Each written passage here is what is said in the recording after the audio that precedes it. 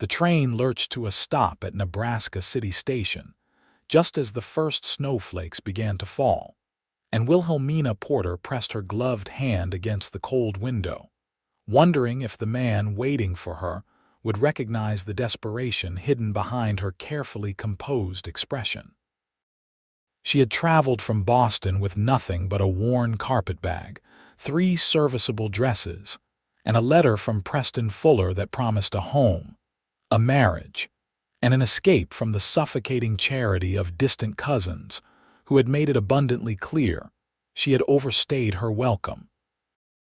At 22 years old, Wilhelmina had exhausted every respectable option available to a penniless woman in 1882, and answering an advertisement for a mail-order bride had seemed like providence rather than desperation when she first read it 3 months ago.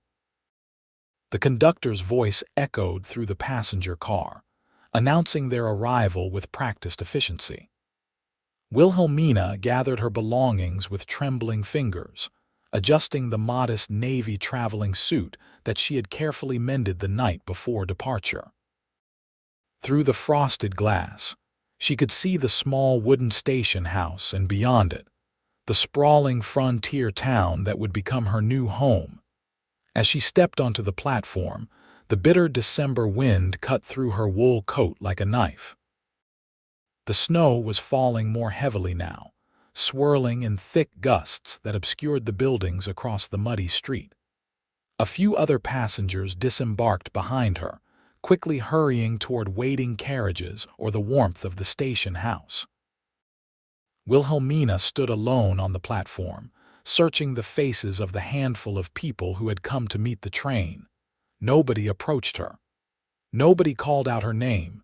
She waited as the minutes stretched into a quarter hour, then 20 minutes, then half an hour. The station master emerged from his office, eyeing her with concern as the snow accumulated on her shoulders and the brim of her modest hat. "Miss, you waiting for someone?" he asked, his weathered face kind beneath bushy gray eyebrows. "Yes, I am expected by Preston Fuller. Do you know him?" Wilhelmina tried to keep her voice steady, professional, as though being abandoned at a train station in a snowstorm was merely a minor inconvenience. The station master's expression shifted to something resembling pity. "Fuller? Yes, I know him. Got a ranch about 8 miles north of here. But I have not seen him in town today, and this storm is getting worse by the minute. 8 miles. In this weather, it might as well be 800. Is there a hotel where I might wait?" she asked, pride warring with the practical reality that she had exactly $7.30 to her name. "There is the Nebraska House, just down Main Street. But miss, I would not count on anyone coming into town in this weather. This looks like it is shaping up to be a real blizzard." Wilhelmina thanked him and made her way down the steps, her boots sinking into the rapidly accumulating snow. Main Street stretched before her, a collection of wooden buildings that seemed to huddle together against the wind. She could make out a mercantile, a saloon, what appeared to be a doctor's office, and further down, a 2-story building with a hand-painted sign declaring it the Nebraska House Hotel. She had made it perhaps 3 blocks when the storm intensified dramatically. The wind howled with sudden ferocity, driving the snow horizontally across the street. Wilhelmina could barely see 5 feet ahead of her, and the buildings that had been visible moments before disappeared into a wall of white. She tried to continue forward, but the wind pushed her sideways, and she stumbled into what she thought was the street, losing all sense of direction. Panic clawed at her throat as she realized she was completely disoriented. The temperature was dropping rapidly, and her fingers were already numb inside her thin gloves. She called out, but the wind tore the words from her mouth and flung them away unheard. Every direction looked the same, just endless white and the terrible cold that seeped through her clothing and into her bones. She forced herself to move, to keep walking in what she hoped was the right direction, but her feet kept sinking into deeper snow. At some point, she realized she had left the town entirely. There were no buildings, no streets, just open prairie and the merciless storm. Her carpetbag felt like it weighed 100 pounds, but she refused to let it go. Everything she owned was in that bag. Time became meaningless. She might have been walking for 20 minutes or 2 hours. Her teeth chattered so violently that she bit her tongue, tasting blood.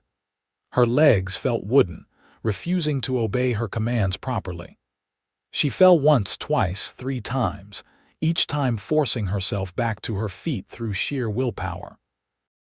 The 4th time she fell, she was not sure she could get up again. That was when she heard the horse. Preston Fuller had been riding the fence line of his northern pasture when the storm hit, checking for breaks before the real winter weather set in. He was a solitary man by nature and necessity, having spent the last 5 years building his ranch from nothing after returning from the brutality of the Civil War. At 30 years old, he had seen enough death and destruction to fill several lifetimes, and the quiet isolation of ranch life suited him perfectly. Or it had, until the loneliness became something that even the vast Nebraska sky could not fill. That was why he had placed the advertisement in the Boston newspaper 6 months ago, why he had carefully composed letters to Wilhelmina Porter describing his land, his prospects, and his hope for a future that included more than just cattle and endless horizons. He had been entirely sincere in every word he wrote, and when she had accepted his proposal, he had felt something close to happiness for the first time in years. He had also been supposed to meet her train that afternoon, but a fence break had taken longer to repair than anticipated, and by the time he finished, the storm had rolled in with startling speed. Preston knew these winter blizzards. They were killers, plain and simple, and no sensible person would attempt to ride 8 miles into town through one. He had turned his horse toward home, intending to set out at first light once the storm passed. That was when he saw the footprints. They were already half filled with fresh snow, but they were unmistakably human tracks, small enough to belong to a woman or child. Out here in the middle of nowhere, in the middle of a blizzard. Preston felt his blood run cold for reasons that had nothing to do with the weather. He urged his horse forward, following the erratic trail. The tracks wandered aimlessly, evidence of someone lost and disoriented. He had seen this before during the war, soldiers who had frozen to death mere yards from camp because they could not find their way through a storm. The memory made him push his horse faster, despite the dangerous conditions. He almost rode past her. She was just a dark shape half buried in a snowdrift, so still that he initially thought it might be a fallen log. But something made him stop, dismount, wade through the knee-deep snow to investigate. When he brushed the snow from her face, he found her eyes open, staring up at him with a confusion that seemed to border on delirium. She was still alive, but her lips were blue and her skin was deathly pale. "I am Preston Fuller," he said, though he had no idea if she could hear him over the wind. "I am going to get you home." She tried to say something, but her jaw would not cooperate. He scooped her into his arms, shocked by how light she was, how small she seemed against his chest. Her carpetbag lay beside her, and he grabbed it with one hand before carrying her back to his horse, getting her onto the saddle while she was barely conscious, and he was fighting the wind, was a challenge that took precious minutes. Finally, he managed to mount behind her, wrapping one arm around her waist to hold her secure against him while he guided the horse with his other hand. She slumped back against his chest, and he could feel her violent shivering even through their layers of clothing. "Stay awake," he said close to her ear. "You have to stay awake. Talk to me. Tell me your name." "W. Wilhelmina," she managed through chattering teeth. Wilhelmina Porter from Boston. The confirmation hit him like a physical blow. This frozen, half-dead woman in his arms was the woman he was supposed to marry. The woman he had failed to meet at the station because he had been too focused on fixing a damned fence. "I am so sorry," he said, the words inadequate and lost in the storm. "Hold on. My ranch is close." He was not entirely sure that was true. In a blizzard like this, everything looked different, and it would be easy to ride in circles until both he and his horse collapsed from exhaustion. But Preston had lived on this land for 5 years, had ridden every inch of it in every season, and he trusted his instincts even when he could not trust his eyes. The horse plodded forward steadily, head down against the wind. Wilhelmina had stopped shivering, which Preston knew was a bad sign. He kept talking to her, forcing her to respond, keeping her tethered to consciousness through sheer persistence. "Tell me about Boston," he said. "What was it like?" "Cold," she whispered. "Not like this, different cold, stone cold, people cold." "You have family there?" "Had, all gone now." "Parents died. Fever, 5 years ago. I am sorry." "Not your fault. Nothing is anyone's fault, just life." Her fatalism worried him, but at least she was still talking. He kept her engaged, asking questions about her journey, her childhood, anything to keep her mind working and her body fighting against the cold that wanted to claim her. After what felt like hours but was probably closer to 40 minutes, he saw the dim outline of his ranch house emerging from the white chaos. Relief flooded through him so powerfully that he felt momentarily dizzy. He guided the horse to the barn first, needing to get the animal out of the storm before he could focus on Wilhelmina. The barn was blessedly warm compared to the outside, heated by the body warmth of his cattle and horses. He dismounted carefully, then lifted Wilhelmina down, carrying her toward the house. The wind tried to tear her from his arms as they crossed the short distance between barn and house, but he held her tight, finally stumbling through the front door into the main room of his home.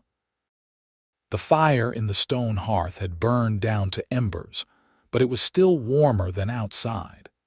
Preston kicked the door shut behind him and carried Wilhelmina to the large chair near the fireplace. He set her down gently, then immediately went to build up the fire, adding logs until the flames roared back to life. Wilhelmina sat motionless in the chair, her eyes half closed, still dangerously cold. Preston knew what needed to be done, even if it would be considered scandalous under normal circumstances. These were not normal circumstances. This was life and death. "Wilhelmina," he said firmly, kneeling in front of her, "I need to get you out of these wet clothes. You will freeze if you stay in them. Do you understand?" She nodded slightly, though he was not sure how much she actually comprehended. He worked quickly and efficiently, removing her sodden coat, her traveling suit jacket, her skirt, her boots. He tried to preserve her modesty as much as possible, averting his eyes from anything beyond what was necessary. But the situation was too urgent for excessive delicacy. Her undergarments were soaked through as well, and he replaced them with one of his own flannel shirts, which hung to her knees like a nightgown. Once she was in dry clothing, he wrapped her in every blanket he owned and positioned her chair as close to the fire as was safe. Then he set about making hot coffee and heating water for a bath. The small copper tub he used for bathing would take time to fill and heat, but warm water would be the fastest way to bring her body temperature back up to something approaching normal. While the water heated on the stove, Preston changed his own wet clothes and tried to process the surreal situation. The woman he had been corresponding with for months, the woman whose carefully penned letters he had read and reread by lamplight, was now sitting in his home, nearly dead from exposure because of his failure to meet her train. The guilt sat heavy in his chest, but he pushed it aside. There would be time for recriminations later. Right now, he needed to focus on keeping her alive. When the bath was finally ready, he carried Wilhelmina to the tub, averting his eyes as she shakily removed the flannel shirt and lowered herself into the warm water. She gasped as the heat hit her frozen skin, her hands gripping the sides of the tub. "Too hot?" he asked from the other room, giving her privacy. "No," her voice was stronger now, more alert. "It feels like needles, but good needles. That is the blood returning to your extremities. It will hurt for a while." Preston busied himself in the kitchen area, heating soup and making more coffee, giving her space and time to recover. After about 20 minutes, he heard her climb out of the tub. He waited until she called out that she was decent before returning to the main room. She was sitting in the chair again, wrapped in blankets, her damp hair hanging loose around her shoulders. Her color was better now, the deathly pallor replaced by pink cheeks. Her eyes, he noticed for the first time, were a remarkable shade of green, bright and intelligent despite her ordeal. "Thank you," she said quietly. "You saved my life." Preston handed her a bowl of soup and a spoon. "I nearly killed you by not meeting your train. The storm came up fast. The station master said you could not have known. I should have been there earlier. I was fixing a fence and lost track of time." Wilhelmina sipped the soup carefully, warmth spreading through her chest. "Well, you found me. That is what matters." They sat in silence for a while, the only sounds the crackling fire and the howling wind outside. Preston studied her face, comparing it to the small daguerreotype she had sent him months ago. She was prettier in person, even exhausted and bedraggled as she was. There was something in her expression, a resilience or determination, that the photograph had not captured. "I suppose this is not how you imagined meeting your future husband," Preston said eventually. Wilhelmina looked up at him, and something that might have been amusement flickered in her green eyes. "I have learned not to imagine too much. Reality rarely cooperates. That is a cynical philosophy. Perhaps, or perhaps it is just practical." She paused, then added more quietly, "You are taller than I expected." Preston was indeed tall, standing well over 6 feet, with broad shoulders and the weathered complexion of a man who spent most of his time outdoors. His dark hair was slightly too long, curling at his collar, and his eyes were a deep brown that seemed almost black in the firelight. He had a strong jaw, a straight nose that had been broken at least once, and the kind of hands that spoke of hard physical labor. "Is that a problem?" he asked. "No. Just an observation." Wilhelmina finished her soup and set the bowl aside. "May I ask you something?" "Of course." "Why did you advertise for a bride? You seem capable of managing on your own." Preston was quiet for a long moment, staring into the fire. "I came back from the war 15 years ago. I drifted for a while, working odd jobs, trying to figure out how to live in a world that felt nothing like the one I left. 5 years ago, I ended up here in Nebraska with enough money saved to buy this land. I built the house, bought cattle, made something of myself. But at the end of each day, I came back to an empty house. It took me a long time to realize that all the success in the world does not mean much if you have no one to share it with." His honesty surprised her. Wilhelmina had expected platitudes or practical explanations about needing help with household chores. This raw admission of loneliness was something different entirely. "I understand that feeling," she said softly. "After my parents died, I lived with my mother's cousin and her family.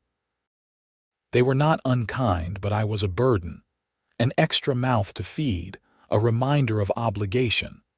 I worked as a seamstress, but the money I made barely covered my expenses. When I saw your advertisement, it felt like an opportunity to start over, to find a place where I belonged." "Do you think you can belong here?" Preston gestured around the simple but sturdy house. It was one large room with a kitchen area at one end and a sleeping area at the other, separated by a curtain. A ladder led up to a small loft. The furniture was handmade but well crafted. Everything was neat and orderly, the home of a man who took pride in his surroundings. Wilhelmina looked around carefully, taking in the details. She saw books on a shelf near the bed, which surprised and pleased her. She saw cooking utensils hanging in an organized row. She saw a window that would let in morning light. She saw potential. "I think I could," she said, "if you will have me, despite this rather dramatic beginning." Preston met her eyes and something passed between them, an understanding or acknowledgement that they were both taking a leap of faith. "The storm should pass by tomorrow. When it clears, we can go into town and speak with Reverend Matthews about performing the ceremony." "So soon?" Wilhelmina felt her heart race. "Unless you would prefer to wait, I have no desire to rush you into anything. You can stay in the loft and I will sleep down here. We can take time to get to know each other properly before we marry, if that is what you want." The offer was generous, more than she had expected. Many men in his position would have insisted on an immediate marriage. "That is very kind of you." Perhaps a few days to adjust would be wise. Preston nodded, relief evident in his expression. "Good. You have been through enough for one day. Let me show you the loft."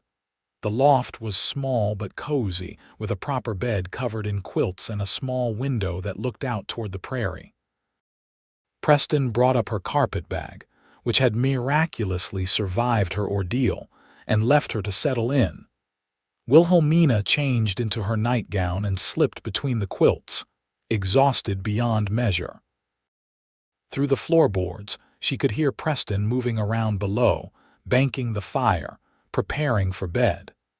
The wind continued to howl outside, but she was warm and safe and, for the first time in years, felt something that might have been hope. The blizzard raged for 2 full days. During that time, Preston and Wilhelmina were trapped together in the house, forced into an intimacy that would have taken weeks or months under normal circumstances. They talked for hours, sharing stories of their pasts, their hopes, their fears. Preston spoke of the war, though he kept the darkest parts to himself.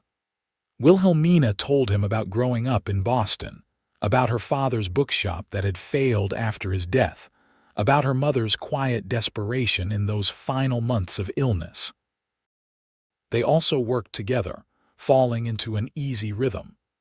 Wilhelmina helped with cooking, mending, and the 1,000 small tasks that kept a household running.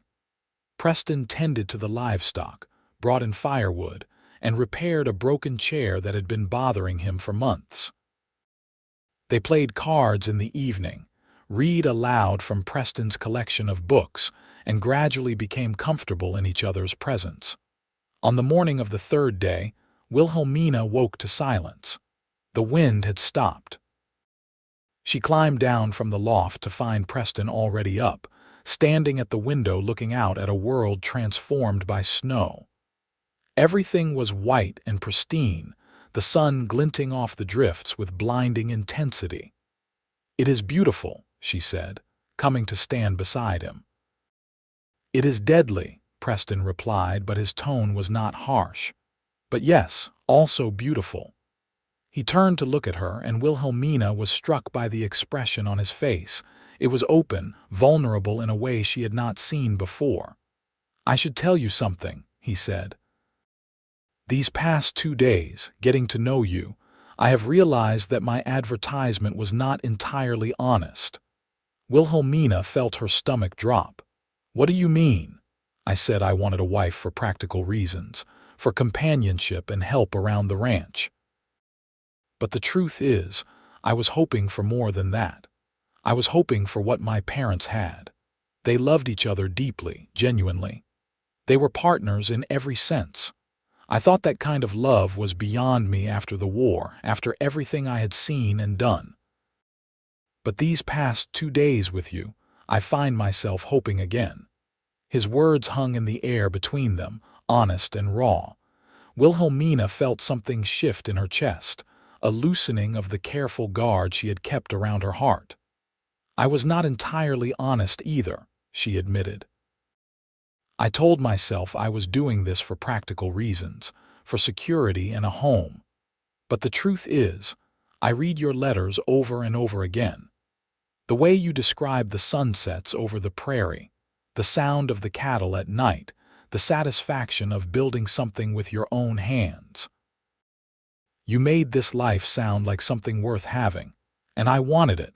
Not just the home or the security, but the life you described, the life with you in it."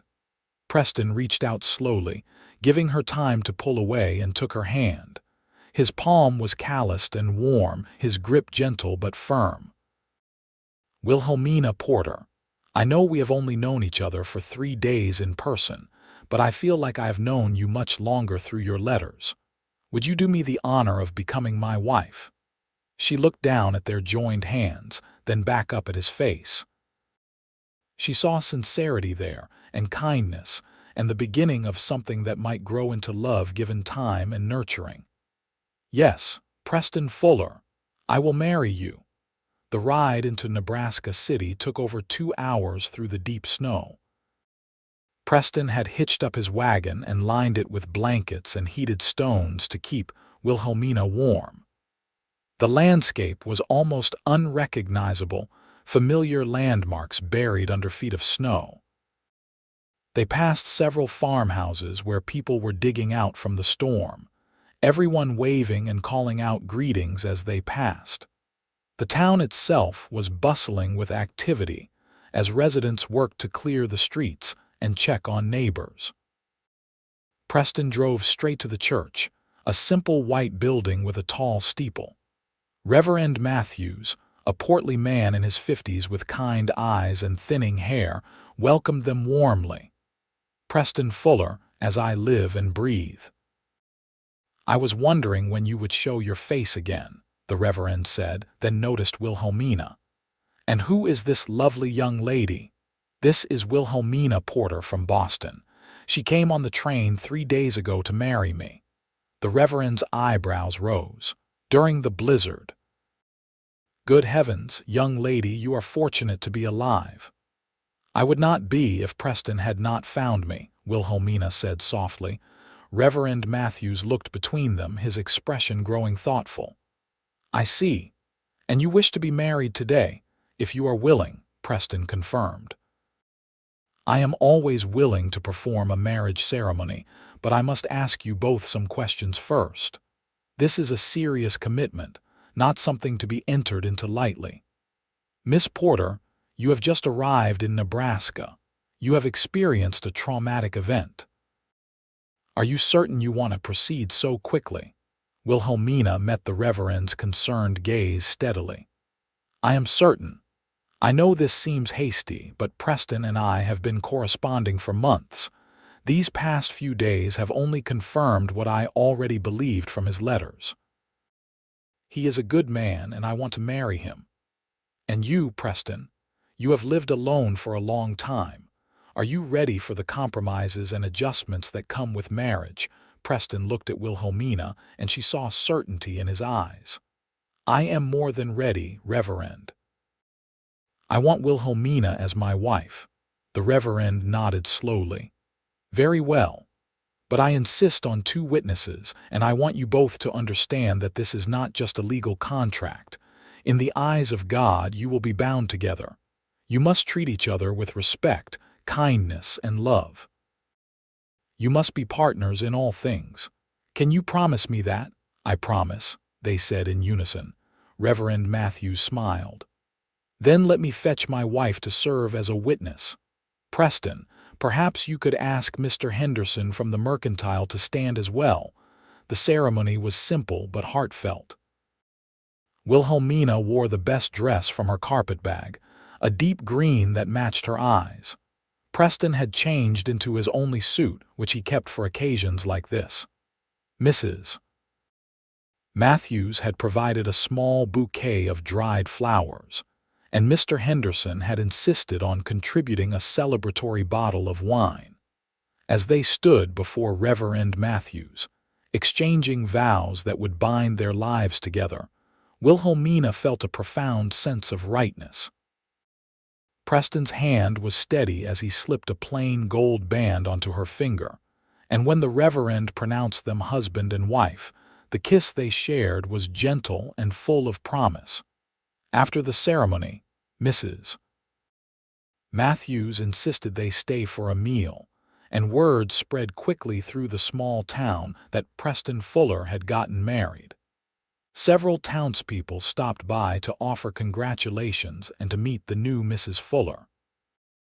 Wilhelmina was overwhelmed by the warmth of their welcome, so different from the cold indifference she had experienced in Boston. It was late afternoon by the time they finally headed back to the ranch. The sun was setting, painting the snow-covered prairie in shades of pink and gold. Wilhelmina sat close to Preston on the wagon seat, her hand tucked into his arm, the gold ring on her finger catching the light. "Are you nervous?" Preston asked quietly. She considered the question honestly. "A little, but more excited than nervous." He covered her hand with his. "We can take things slow. There is no rush." But when they arrived home and Preston lifted her down from the wagon, when they walked together into the house that was now their shared home, the attraction that had been building between them over the past 3 days ignited into something more urgent. Preston started to suggest coffee, but Wilhelmina stopped him with a hand on his chest. "I do not want coffee," she said softly. "I want my husband." Preston's eyes darkened with desire, but he was still careful, still giving her the chance to change her mind. "Are you sure?" In answer, Wilhelmina stood on her toes and kissed him, putting all her certainty and want into the gesture. Preston groaned and pulled her closer, deepening the kiss, his hands spanning her waist. They made their way to the bed in the corner, removing clothes with fumbling urgency tempered by tenderness. The first time was awkward and sweet, both of them nervous and eager to please. The second time, later that night, was slower and more confident as they learned each other's bodies and preferences. By the time they finally fell asleep, tangled together under the quilts, they had crossed the threshold from strangers to spouses in the fullest sense. The winter months that followed were a time of adjustment and discovery. Wilhelmina learned the rhythms of ranch life, rising before dawn to help Preston with the morning chores, spending her days cooking, cleaning, mending, and managing the household. It was hard physical work, far more demanding than anything she had done in Boston, but she found satisfaction in it. There was something deeply rewarding about kneading bread dough, about seeing a torn shirt expertly mended, about preparing a hearty meal for her husband after a long day of labor. Preston, for his part, learned to share his space and his life with another person. He discovered that he liked coming home to a warm house and hot food. He liked having someone to talk to about his day, to discuss plans and problems with. He liked the sound of Wilhelmina's voice reading aloud in the evenings. He liked the feel of her body beside his at night. He liked, quite simply, everything about being married to her. As winter gave way to spring, their affection deepened into genuine love. It happened gradually, in small moments that accumulated into something profound. The way Wilhelmina learned to make his coffee exactly the way he preferred it. The way Preston always brought her wildflowers when he found them on the prairie. The way they could work side by side for hours in comfortable silence, or talk late into the night about anything and everything. In early March, Preston had to travel to Omaha to sell some cattle and purchase supplies. It would be his first trip away from the ranch since Wilhelmina arrived, and he found himself reluctant to leave. "I will only be gone 3 days," he said on the morning of his departure, adjusting the pack on his horse for the third time. Wilhelmina laughed and pushed him gently toward the mounted horse. "I will be fine, Preston. The Hendersons are only 2 miles away if I need anything. Go conduct your business and come home safely." He kissed her thoroughly, reluctant to let her go. "I love you," he said, the words still feeling new and wonderful on his tongue. "I love you too," she replied, her green eyes warm.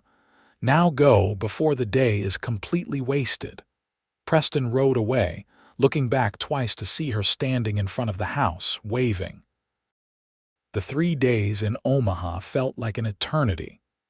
He conducted his business as quickly as possible, sold his cattle for a good price, purchased the supplies Wilhelmina had requested along with some surprises he thought she would like. He also bought lumber for an addition to the house. They would need more space eventually, especially if they were blessed with children. The thought of children with Wilhelmina made him smile.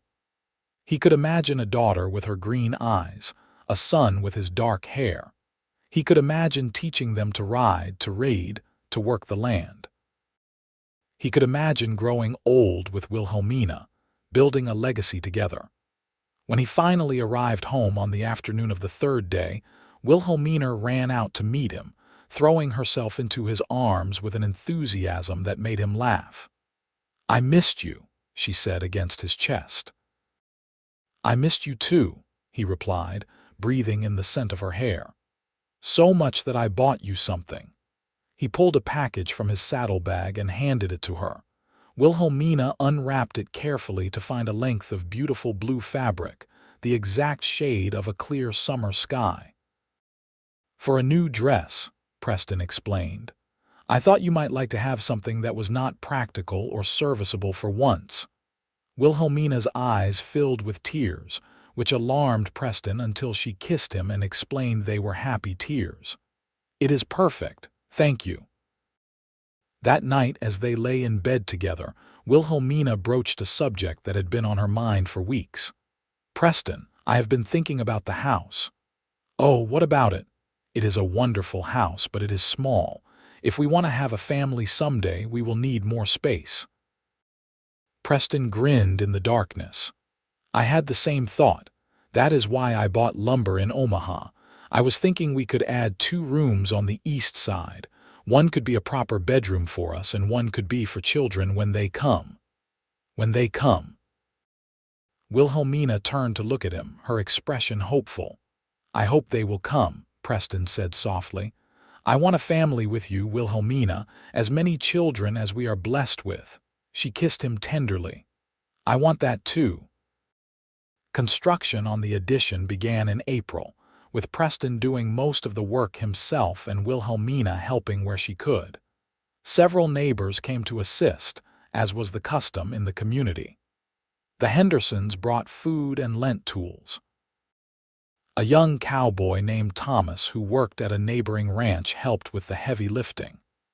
By June, the addition was complete, and they had a proper bedroom with a real door and a second room that awaited its future occupants. As summer progressed, Wilhelmina began to suspect she might be pregnant. Her monthly courses did not come in July or August. She felt tired in a way that was different from the exhaustion of hard work. Certain smells made her nauseated. She waited to be sure before telling Preston, not wanting to raise his hopes prematurely. In September, when she was certain beyond doubt, she waited until after dinner one evening and then took his hand, placing it on her still flat stomach. "There is a baby growing here," she said simply. "Our baby." Preston's face went through a remarkable series of expressions in rapid succession: shock, disbelief, joy, and finally a kind of awed wonder. "Truly, truly. The doctor in town confirmed it yesterday when I rode in with Mrs. Henderson. He says the baby should come sometime in March." Preston pulled her into his arms, holding her so tightly she could barely breathe. When he finally released her, there were tears on his cheeks. "I love you so much," he said. "I cannot believe how lucky I am. You came into my life in a blizzard, and now you are giving me a child." "We are lucky together," Wilhelmina corrected gently. "I was lost and freezing, and you found me. You saved me in more ways than just following my footprints in the snow." The pregnancy progressed smoothly. Wilhelmina felt well despite the fatigue and occasional nausea. Preston was simultaneously overprotective and amazed, constantly worried that she was doing too much but also in awe of the changes happening to her body. He talked to the baby every night, his hand on her growing belly, telling their child about the ranch and the life that awaited. In December, as the anniversary of their first meeting approached, Preston surprised Wilhelmina by taking her into town for a special dinner at the hotel restaurant. It was the fanciest meal she had eaten since leaving Boston, and she wore a dress she had made from the blue fabric Preston had bought her, altered to accommodate her pregnant belly. "I have been thinking about that day I found you," Preston said over dessert. "About how easily I could have missed your footprints or decided not to follow them or been too late. But you did not miss them," Wilhelmina pointed out. "You followed them and you were exactly on time. I know, but it haunts me sometimes, the thought of what could have been lost." Wilhelmina reached across the table and took his hand. "The past does not matter. What matters is that we found each other, that we chose each other, that we are building this life together. I would not change a single moment, Preston, not the fear or the cold or the uncertainty. Because all of it led to this, to us, to our baby. It was worth every step I took into that blizzard." Preston raised her hand to his lips and kissed it gently. "You are the bravest woman I have ever known." "I am not brave. I was desperate and lost." "You came across the country alone to marry a stranger. You nearly died and still decided to stay. You have built a life in a place completely foreign to everything you knew. That is bravery, Wilhelmina." She smiled, her free hand resting on her belly where their baby kicked and rolled. "Perhaps we are both brave, then. You took a chance on a mail-order bride. You opened your heart after years of guarding it. You are building a family when you could have stayed alone." They returned home that night through a light snowfall, nothing like the blizzard of the previous year. This snow was gentle, decorative, the kind that made everything look clean and new. As they prepared for bed, Wilhelmina looked out the window at the prairie stretching endlessly in every direction. "You know what I love most about this place?" she asked. "What?" "The space. The openness. In Boston, everything felt crowded and confining. Here, there is room to breathe, room to grow, room to become whoever we want to be." Preston wrapped his arms around her from behind, his hands covering hers on her belly. "I am glad you see it that way. Some people find the emptiness frightening." "It is not empty," Wilhelmina corrected. "It is full of possibility." March arrived with the unpredictable weather typical of the Great Plains, warm one day and freezing the next. Wilhelmina grew increasingly uncomfortable as the baby dropped lower, preparing for birth. Preston hovered anxiously, checking on her constantly, bringing her water and cushions and anything she might need. The labor began on a bright afternoon in mid-March, exactly 15 months after they had first met. Preston immediately rode to fetch Mrs. Henderson, who had experience with births, and the doctor from town. By the time they arrived, Wilhelmina's contractions were coming regularly, and she was pacing the floor, breathing through the pain. The labor lasted through the night and into the next morning. Preston stayed by her side the entire time, holding her hand, wiping her forehead, offering words of encouragement. When the baby finally emerged with a lusty cry as the sun rose, Preston felt his heart expand in a way he had not known was possible. "A boy," Mrs. Henderson announced, placing the crying infant on Wilhelmina's chest. "A healthy, strong boy." Wilhelmina looked down at her son, tears streaming down her face. He had a shock of dark hair and Preston's nose and lungs that could clearly project his displeasure at having been born. "Hello, little one," she whispered. "Welcome to the world." Preston touched the baby's tiny hand, and his son immediately gripped his finger with surprising strength. "He is perfect," Preston said, his voice rough with emotion. "You are perfect. Thank you for this gift." They named him Peter Franklin Fuller, honoring both of their family traditions.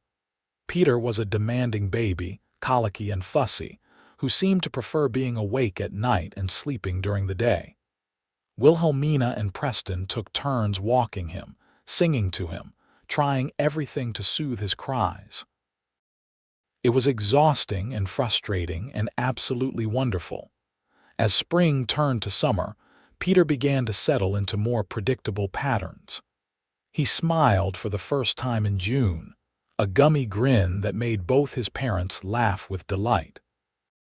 He learned to roll over in July, much to Wilhelmina's alarm when she found him on his stomach in the cradle.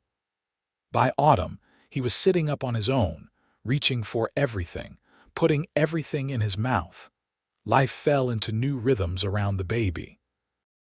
Preston still worked the ranch, but now he came home for midday meals to check on his wife and son. Wilhelmina still managed the household, but now she did it with a baby on her hip or napping nearby. They were tired constantly, but it was a good kind of tired, the exhaustion that comes from pouring yourself into something meaningful. On a cool October evening, after Peter had finally been coaxed to sleep, Wilhelmina and Preston sat on the porch watching the sunset paint the sky in brilliant oranges and purples. It was their favorite time of day, these quiet moments when they could just be together. "You ever regret it?" Preston asked. "Answering my advertisement, coming all this way." Wilhelmina looked at him in surprise. "Never, not even for a moment. Why would you ask that?" "Because this life is hard. We work from dawn to dusk. We are isolated out here. You gave up everything you knew." "I gave up nothing I valued," Wilhelmina said firmly. "And I gained everything I wanted. A home, a husband who loves me, a beautiful son, a future full of promise. How could I possibly regret that?" Preston pulled her close and she rested her head on his shoulder. "I love you," he said. "More than I thought it was possible to love another person." "I love you too," she replied. "You followed my footprints in a blizzard and found me when I was completely lost. But the truth is, we were both lost before we found each other. Now we are found together." They sat in peaceful silence as the stars began to emerge in the darkening sky. Inside the house, they could hear Peter stirring, starting to fuss. Wilhelmina started to get up, but Preston gently pushed her back down. "I will get him," he said. "You rest." He went inside and emerged a moment later with Peter in his arms, the baby's cries quieting immediately at his father's presence. Preston settled back onto the porch beside Wilhelmina, and together they watched the night deepen, their son between them, their hands clasped together. The years passed in a blur of seasons and milestones. Peter learned to walk at 13 months, taking his first wobbling steps into his father's waiting arms. He spoke his first word at 15 months, appropriately enough. It was, "Papa." By 2 years old, he was following Preston around the ranch like a small shadow, trying to help with every task. When Peter was 3, Wilhelmina became pregnant again. This pregnancy was easier than the first, perhaps because she knew what to expect. In November of 1886, she gave birth to a daughter they named Wendy Patricia Fuller. Wendy was the opposite of her brother in every way. Where Peter had been fussy and difficult, Wendy was calm and content. She slept through the night from 6 weeks old. She smiled at everyone. She was a sunny, happy baby who seemed delighted by existence itself. Peter was initially suspicious of this new small person who had invaded his home, but he quickly became fiercely protective of his little sister. He would bring her toys, try to feed her, and inform anyone who visited that this was my baby Wendy. With 2 children, the house felt truly complete. The room Preston had built 3 years earlier now held 2 small beds instead of 1. The kitchen was always busy with cooking and cleaning. The laundry seemed endless. The noise level increased dramatically, and Preston and Wilhelmina would not have changed a single thing. As the children grew, they proved to be the perfect blend of both parents. Peter had Preston's serious nature and his knack for working with animals and the land. Wendy had Wilhelmina's quick smile and her love of books and stories. Both children had their mother's green eyes and their father's dark hair. The ranch prospered along with the family. Preston expanded his herd, added more land, built a proper barn to replace the old one. He hired a young cowboy named William to help with the work, allowing Preston more time with his family. Wilhelmina started a vegetable garden that became the envy of the county, and she became known for her preserves and pies at church socials. They became pillars of the small community, hosting gatherings at their ranch, helping neighbors in times of trouble, contributing to the building of a new school in Nebraska City. Their children grew up knowing they were loved and valued, surrounded by parents who clearly adored each other. On their 10th wedding anniversary, Preston arranged for William to watch the children so he could take Wilhelmina on a trip. They traveled to Omaha and stayed in a fine hotel, ate at fancy restaurants, attended a theatrical performance. It was a far cry from their simple life on the ranch, and while they enjoyed the luxury and excitement, they were both relieved to return home. "I have come to realize something," Wilhelmina said on the train ride back. "I spent my whole childhood in Boston dreaming of escaping to somewhere else, somewhere more exciting. But what I really wanted was not excitement. It was belonging.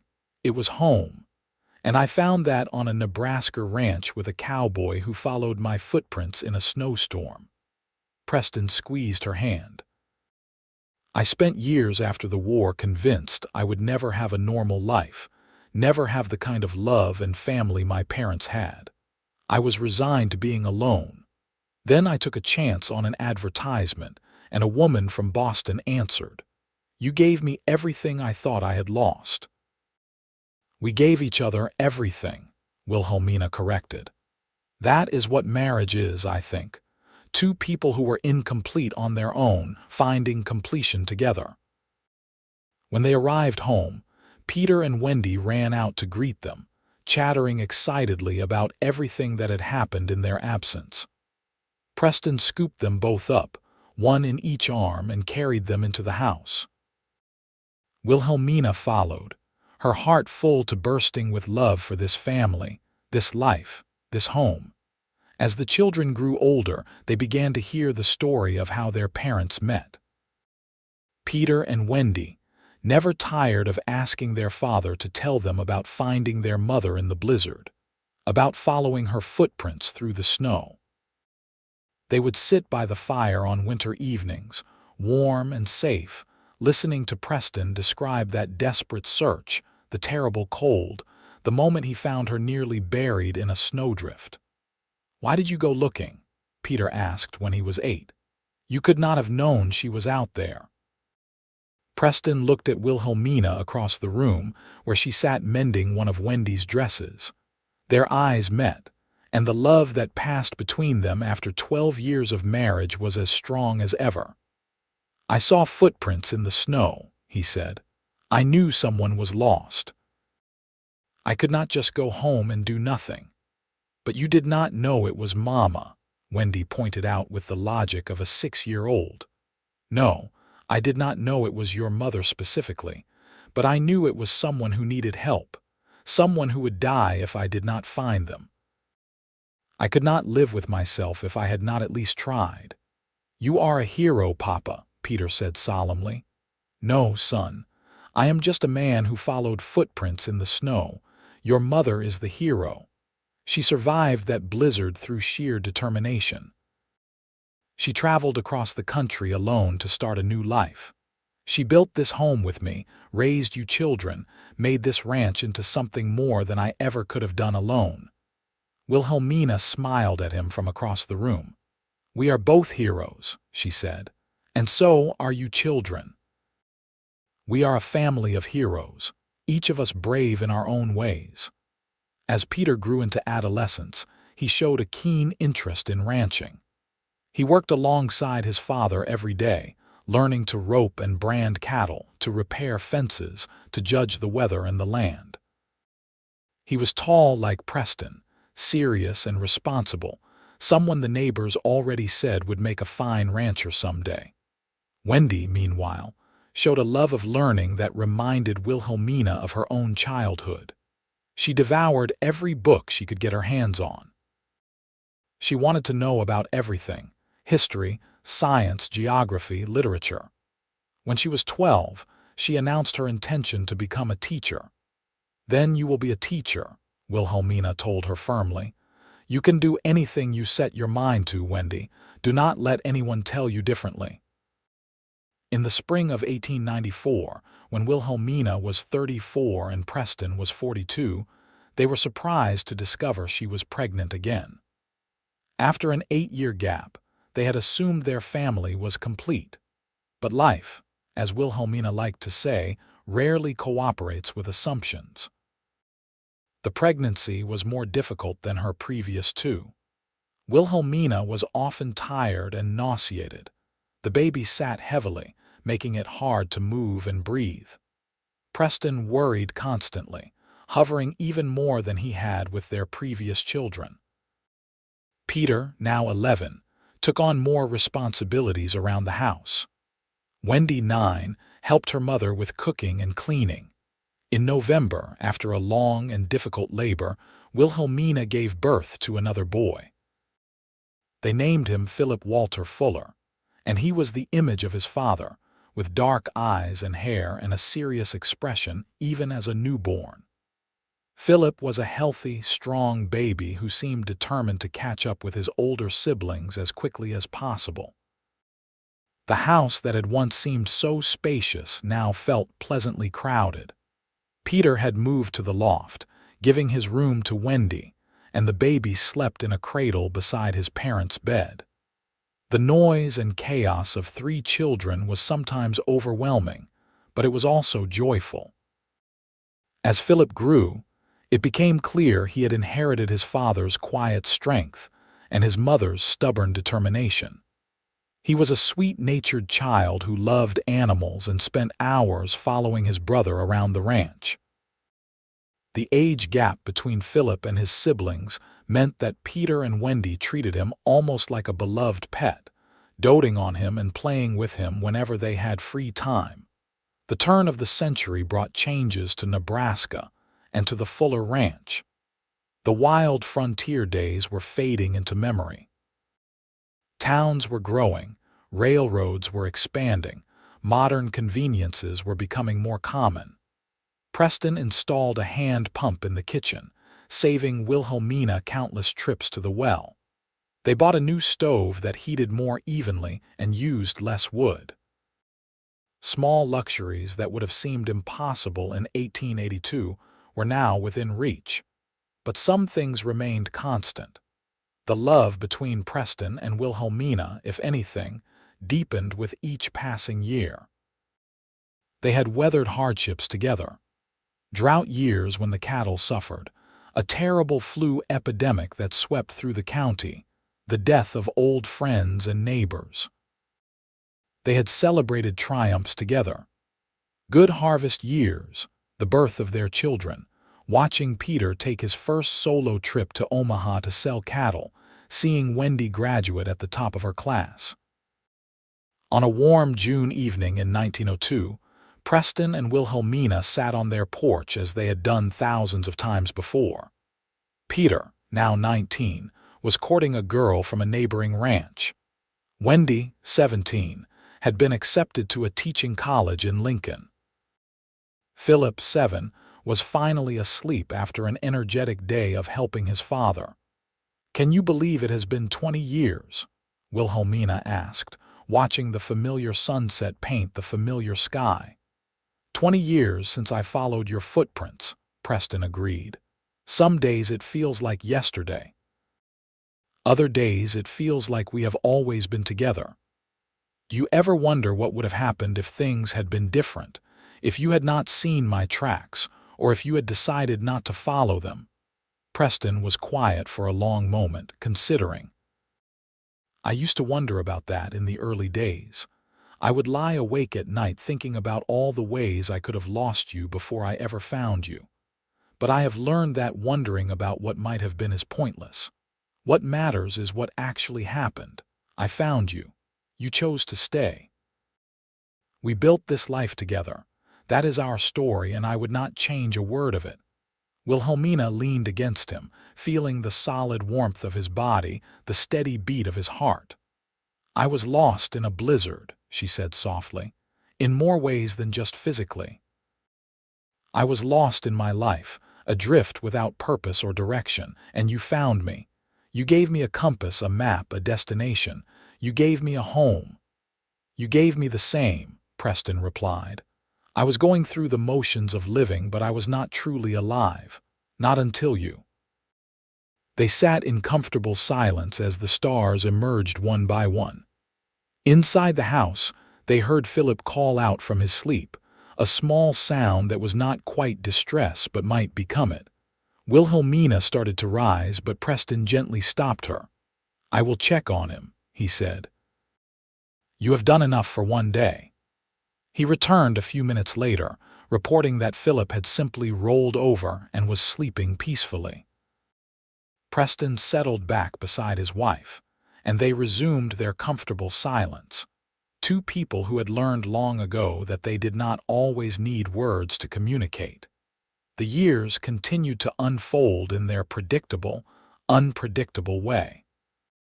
Peter married his sweetheart, Sarah, in 1903, and they built a house on the far corner of the Fuller Ranch. Preston deeded them a portion of the land, helping his son establish his own operation while keeping the properties connected. Peter and Sarah had their first child, a boy they named Preston after his grandfather, in 1904, making Wilhelmina and Preston grandparents for the first time. Wendy finished her teaching education and returned to Nebraska City to teach at the very school she had attended as a child. She married a local banker named Thomas Crawford in 1906, and they settled in town. Their first child, a daughter named Wilhelmina, arrived in 1907. Philip grew into a tall, strong young man who loved the ranch as much as his father and brother did. He showed no interest in leaving, instead throwing himself into learning every aspect of ranching. Preston began to talk about eventually dividing the ranch between Peter and Philip, ensuring that the land would stay in the Fuller family for generations. In the summer of 1912, Preston and Wilhelmina celebrated their 30th wedding anniversary. Their children and grandchildren gathered at the ranch for a big celebration. There was food and music and laughter. The grandchildren ran wild in the yard while the adults sat on the expanded porch, swapping stories and enjoying the warm evening. As the party wound down and the younger families headed home, Preston took Wilhelmina's hand and led her away from the house, toward the open prairie. They walked in silence, hand in hand, as the sun set behind them and the first stars appeared. 30 years, Wilhelmina said wonderingly. Half my life with you.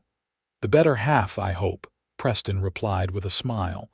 The only half that matters, she corrected. Everything before you was just prologue.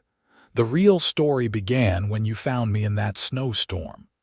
Preston stopped walking and turned to face her.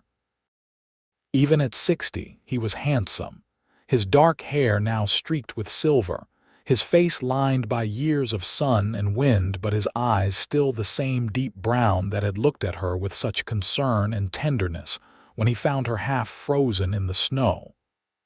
I want you to know something, he said seriously. Finding you that day, following your footprints, was the most important thing I ever did. More important than building this ranch, more important than anything I accomplished in the war, more important than any other single action I've taken in my entire life. Because finding you led to everything else. Our marriage, our children, our grandchildren, this entire life we have built. It all started with those footprints in the snow. Wilhelmina felt tears prick her eyes. And I want you to know that being found by you, choosing to stay with you, building this life with you, has been my greatest joy. I came west as a mail-order bride, desperate and alone. You gave me love, partnership, purpose, and family. You gave me everything I never knew I needed. They kissed as the stars multiplied overhead, two people who had found each other against all odds and built something beautiful together. The years rolled on. More grandchildren were born, 7 in total eventually. Preston and Wilhelmina grew older gracefully, remaining active and engaged with their family and community. They were respected elders in Nebraska City, the couple who had been married for decades, whose love story was legendary in its simplicity and power. In 1920, Peter and Sarah took over the main ranch house, and Preston and Wilhelmina moved into a smaller house that Philip had built for them on a lovely spot overlooking the prairie. It had a wide porch perfect for sitting and watching the sunset.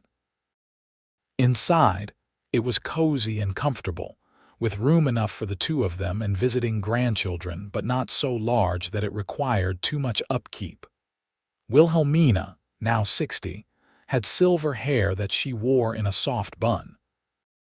She still had the same green eyes that had captivated Preston 40 years earlier, though they were now surrounded by laugh lines and crow's feet. She moved a bit more slowly than she once had, but she was healthy and active, still gardening, still baking, still reading voraciously. Preston, at 68, had slowed down as well. He no longer worked the ranch daily, though he still consulted with Peter and Philip on major decisions. He walked with a slight limp from an old war injury that had caught up with him in recent years. His hair was completely white now, and his hands were gnarled from decades of hard work. But his mind was sharp, and his love for his wife was as strong as ever. They fell into new rhythms in retirement. Morning coffee on the porch, watching the sunrise. Long walks around their property when the weather permitted, reading aloud to each other in the evenings. Visits with children and grandchildren. Quiet dinners for two, conversations that meandered through decades of shared memory. One evening in late autumn of 1922, exactly 40 years after they had met, the first snow of the season began to fall. Wilhelmina and Preston sat on their porch, wrapped in blankets, watching the flakes drift down from the darkening sky. "You remember?" Wilhelmina asked softly. "Every detail," Preston replied. "The way the wind howled, the terrible cold, the fear that I would not find whoever had left those footprints. The relief when I saw you in the snow, the way you looked up at me with those green eyes. I thought you were an angel," Wilhelmina admitted. "I was so cold and so tired and so scared, and then there you were, like something out of a dream, reaching down to save me. I was just a cowboy following footprints. You were my hero," she corrected firmly. "You saved my life that day, and you have made every day since worth living." They sat in comfortable silence, watching the snow fall. Two people who had weathered 40 years of life together and come through stronger for it. Eventually, the cold drove them inside, and they prepared for bed in the familiar routine of decades of marriage. That night, lying beside each other in the darkness, Preston felt Wilhelmina's hand find his. "I love you," she whispered. "From the moment you found me in that snowstorm until my last breath, I will love you." "And I love you," he replied. "Following your footprints was the best decision I ever made." They fell asleep like that, hands clasped together, two hearts that had found each other in a blizzard and never let go. The years that followed were gentle ones. Preston's health began to decline slowly but steadily. Wilhelmina nursed him through bouts of illness, sitting by his bedside, reading to him, holding his hand. Their children visited frequently, bringing grandchildren who filled the house with noise and energy and youth. In the spring of 1925, Preston became seriously ill with pneumonia. The doctor came from town and did what he could, but at 73, Preston's body was simply tired. He knew, and Wilhelmina knew, that he did not have much time left. On a warm April afternoon, with Wilhelmina sitting beside his bed and their children gathered around, Preston squeezed his wife's hand and smiled at her.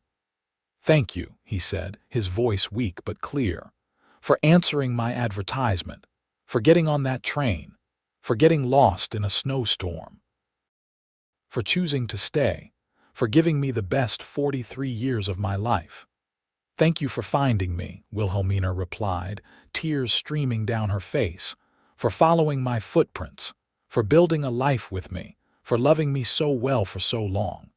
Preston closed his eyes, still holding her hand. His breathing slowed, became peaceful, and then stopped.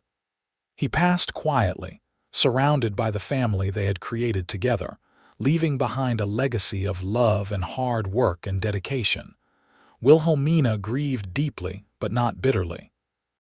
She had been blessed with 43 years of marriage to a good man, 3 children, 7 grandchildren, and a life full of purpose and meaning. She missed Preston with an ache that never truly faded, but she also felt grateful for every moment they had shared. She lived for another 12 years, remaining active and engaged. She helped raise several of her grandchildren, taught them to bake and garden, told them stories of the old days, of mail-order brides and blizzards and cowboys who followed footprints in the snow. She attended weddings and births, celebrated holidays and harvests, remained the matriarch of the Fuller family. In the winter of 1937, at the age of 77, Wilhelmina fell ill. Unlike Preston's lingering decline, her illness was swift. Within days, she was bedridden. Her children gathered around her, as she had once gathered around Preston. On a snowy December evening, 55 years almost to the day after Preston had found her in a blizzard, Wilhelmina Porter Fuller closed her eyes for the last time. Her last words, spoken to her daughter Wendy, were simple and clear. "Tell them I am going to find your father. Tell them I am following his footprints home." She was buried beside Preston on a hill overlooking the ranch they had built together. The funeral was large, attended by children, grandchildren, great-grandchildren, friends, neighbors, and community members whose lives she had touched over more than 5 decades in Nebraska. The Fuller Ranch continued through the generations. Peter's son Preston took it over, and eventually his children after him. The original house was preserved, turned into a kind of family museum where descendants could come and see where it all began. The story of how Preston and Wilhelmina met became family legend, told and retold to each new generation. In the small cemetery outside Nebraska City, 2 simple headstones stood side by side. Preston Fuller, 1852–1925. Beloved husband, father, grandfather, he followed footprints and found love. Wilhelmina Porter Fuller, 1860–1937. Beloved wife, mother, grandmother. She was lost in a storm and found in love. Between the headstones, someone in the family always made sure there were flowers, even in winter. Wildflowers in summer, dried arrangements when fresh blooms were not available. A testament to a love that had begun in desperation and snowstorm, and blossomed into something that lasted beyond death, into legend, into the kind of story that defines what love can be when 2 people choose each other completely, and build a life together one day at a time. The prairie wind blew across the cemetery as it had for millennia, as it would for millennia more. But on that hill, in those two graves, lay two people who had found each other against impossible odds and created a legacy that would endure for generations. A mail-order bride lost in a snowstorm. A lonely cowboy who followed her footprints, and the love they found that changed everything.